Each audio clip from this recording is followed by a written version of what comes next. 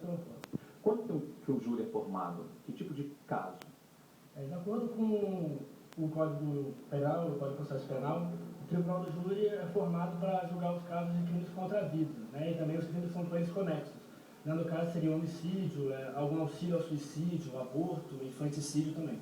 Tá certo. Vamos ver como é que funciona, assim, então, a estrutura de um tribunal de júri? Dá só uma olhada. Entenda agora o passo a passo de um júri popular.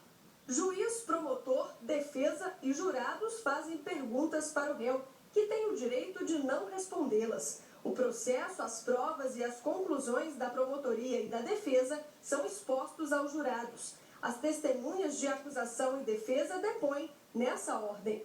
A penúltima etapa é o debate entre as partes, seguido pelos votos dos jurados e o veredito do juiz. A gente sabe, a gente falava antigamente, que antigamente os jurados se reuniam numa sala secreta.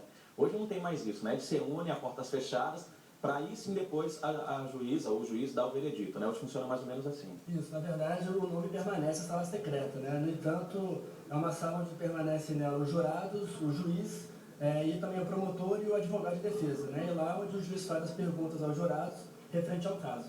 Doutor Rafael, a gente conversou com alguns estudantes de direito que comentaram os casos mais marcantes, né, na visão deles. Veja agora o que disse o estudante Rafael Bastos sobre o caso Bruno. O caso Bruno, do goleiro, bom, me marcou porque eu era flamenguista, eu sou flamenguista e me assustei ao saber que o Bruno era um goleiro e que matava. Promotoria, a ênfase que eles davam em acusar o Bruno, e foi uma acusação forte, sem ter defesa. O júri popular também é marcado por grandes contradições, doutor? Grandes contradições, com certeza. Aí o caso Bruno foi um deles, né? A gente tem algumas imagens aí do caso para a gente relembrar. Brigas de advogados, tudo isso faz parte, compõe um júri popular?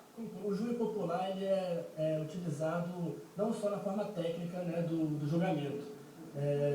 A defesa, a Constituição prevê que ela use a plenitude de defesa. Nesse caso, não só a parte técnica, como também a parte emocional influenciam bastante em qualquer julgamento. A gente está vendo aí as imagens de promotoria, defesa, acusação.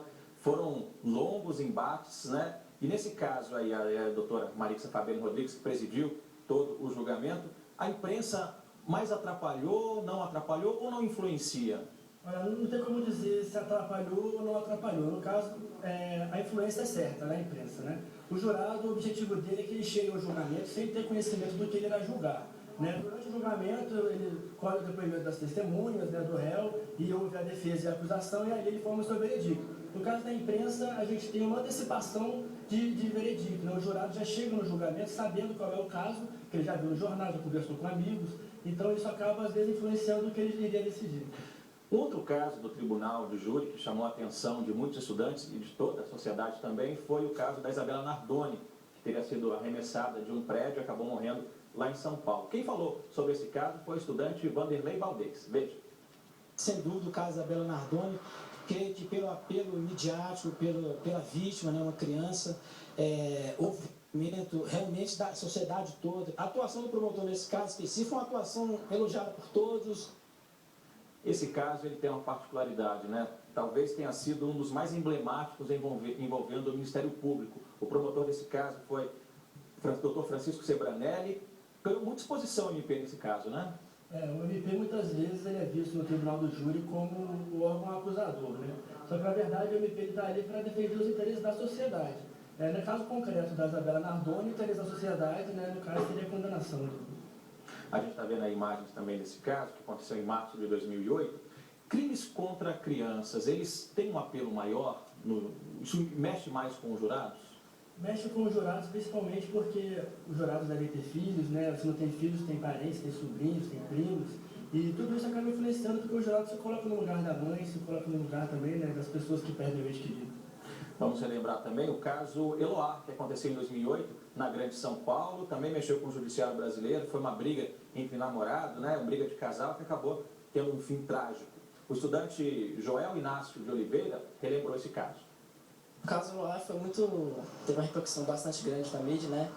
Justamente marcado pela atrocidade do crime. A promotoria ela foi realmente bem fundamentada, mas a defesa, fazendo a sua parte, sempre tentando buscar o máximo, absolvição, então redução mesmo não tendo conseguido lograr êxito, mas é sempre uma tentativa dos advogados em si, né?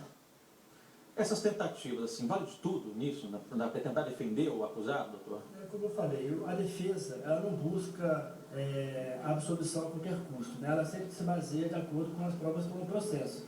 E, logicamente, todos os acusados, independente do crime que seja, né, têm direito a uma defesa, né, prevista na Constituição. Então, é papel, sim, da defesa tentar diminuir a pena, tentar arrumar uma absolvição de acordo com o caso. Nesse caso específico da Eloá, né, que envolveu também aí um questionamento muito grande com relação à atuação da polícia, 100 horas de sequestro, a polícia atirou, não atirou, tudo isso também acaba sendo levado ao júri? Com certeza, né? Deve ter sido ouvido alguns policiais durante o julgamento e todas essas informações prestadas tanto para a polícia como todas as outras testemunhas, né? O fato de ter ficado na mídia durante muito tempo o caso, tudo isso acaba influenciando na hora da decisão. Outra particularidade desse caso de Eloá foi que os profissionais de imprensa tiveram uma atuação muito além da de reportar o fato. Eu me lembro que uma apresentadora de TV chegou a conversar com o Lindenberg, né, o namorado da Eloá, e isso acabou influenciando, deixando ele mais nervoso, deixando ele mais tenso, e essa apresentadora foi rolada tanto pela defesa quanto pela acusação.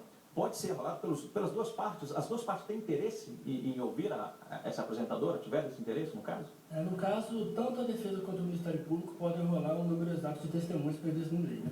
E não tem nenhum impedimento de rolar a mesma pessoa. O fato de o Ministério Público ter rolado uma testemunha ou a defesa ter rolado uma testemunha não significa que essa testemunha seja de defesa ou de acusação. Ela é uma testemunha que irá prestar os depoimentos de acordo com o que ela sabe do caso para ajudar no julgamento.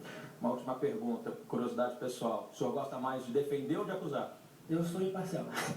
Tá certo. Então, Rafael Gondim, obrigado pela sua participação. Até a próxima.